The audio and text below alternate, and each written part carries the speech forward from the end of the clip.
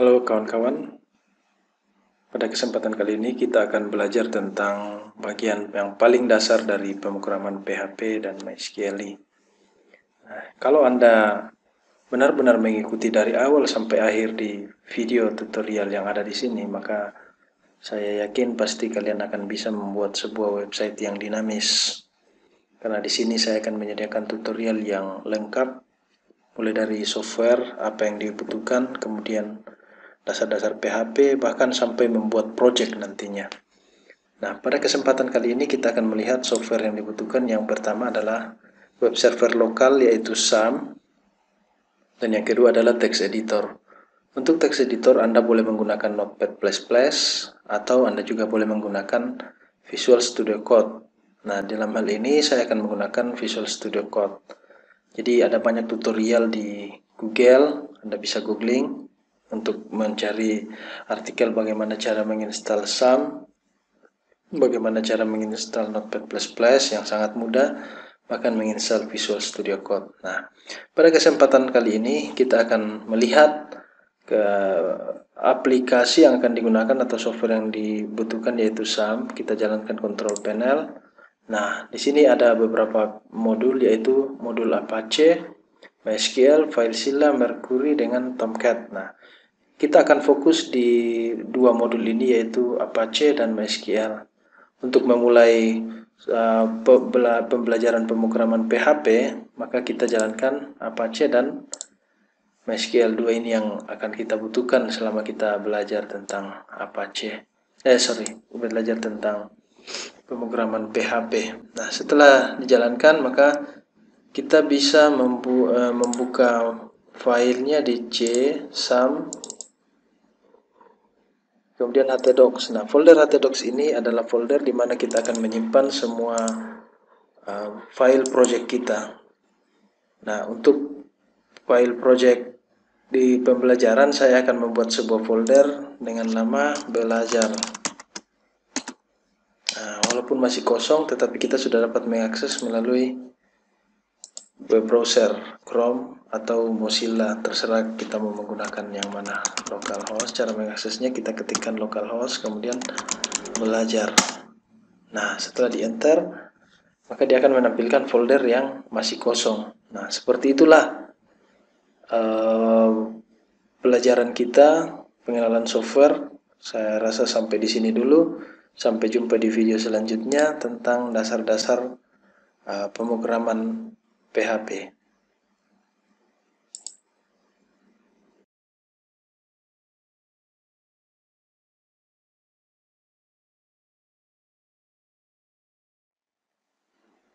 Halo kawan-kawan, kita ketemu lagi dalam video bagian kedua dari tutorial pemrograman PHP dengan MySQL.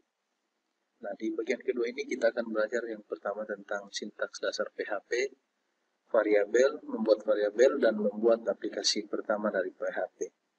Pada video tutorial sebelumnya kita sudah memiliki sebuah folder di dalam drive C, SAM, htdocs. Nah, kita sudah memiliki satu folder, yaitu folder belajar. Nah, sekarang kita akan belajar membuat sebuah program PHP yang akan kita simpan ke dalam folder belajar di dalam htdocs. Nah, yang pertama kita membuka Visual Studio Code, kemudian kita buka foldernya di dalam htdocs, C, SAM, htdocs, belajar, select, kemudian kita membuat sebuah file PHP. Kita membuat sebuah file PHP dengan nama belajar.php. Nah, di sini kita akan mengetikkan coding PHP, yaitu dengan cara seperti membuat tag pembuka dan tag penutup. Nah, jadi setiap kali kita membuat listing atau kita mengetik script untuk bahasa pemrograman PHP, selalu diawali dengan tag pembuka seperti ini dan tag penutup pada PHP seperti ini. Nah, apabila kita menjalankan ini, maka otomatis akan dieksekusi oleh program. Saya kasih contoh mencetak tulisan belajar PHP. Saya simpan, save, dan buka di browser. Ketikkan localhost /belajar localhost /belajar_belajar.php.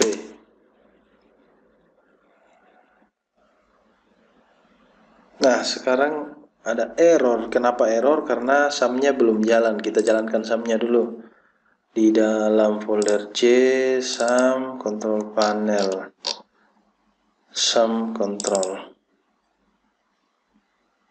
Kita jalankan dulu Apache-nya. Servernya belum jalan, makanya kita ketemu dengan error.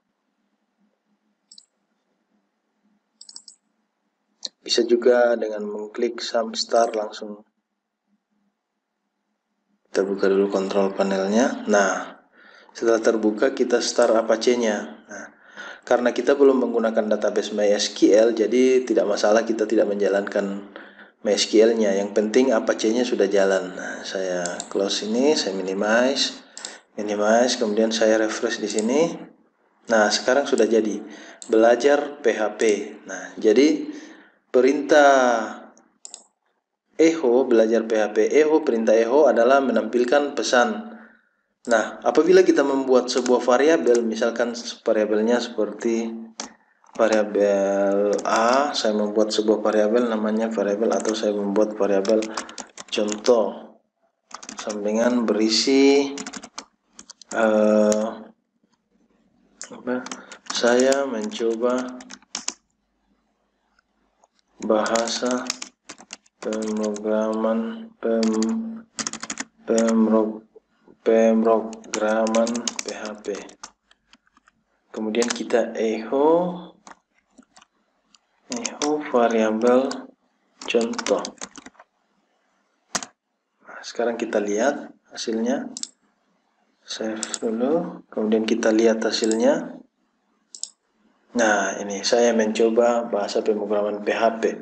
Nah, di sini saya mau menjelaskan bahwa setiap kali kita membuat sebuah variabel di dalam PHP, maka selalu diawali dengan tanda $. Nah, kemudian diikuti oleh underscore atau huruf, atau seperti ini, variabel boleh seperti ini, variabel coba. Nah, ini contohnya.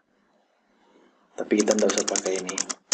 Nah, jadi ini adalah contoh membuat variabel dan contoh sintaks dasar PHP.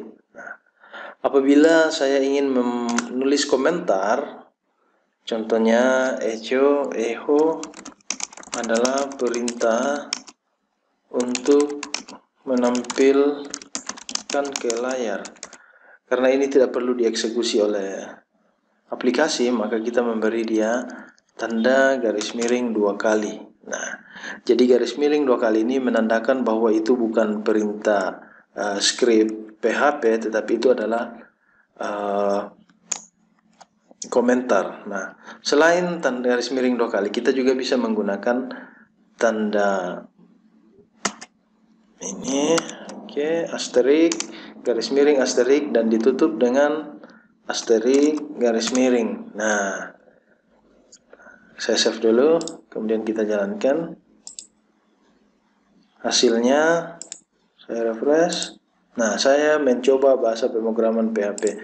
Di sini program hanya mengeksekusi 2 baris ini, yaitu variabel contoh dengan isi variabel saya mencoba bahasa pemrograman PHP, kemudian ditampilkan dengan echo variabel contoh. Kenapa echo di atas tidak dieksekusi? Karena kita memberikan tanda garis miring asterik ditutup dengan asterik garis miring yang merupakan komentar. Jadi komentar tidak akan dieksekusi oleh PHP. Nah, dengan demikian selesailah video tutorial kedua, yaitu tentang membuat variabel dan menampilkan pesan dengan perintah echo. Sampai jumpa di video tutorial selanjutnya.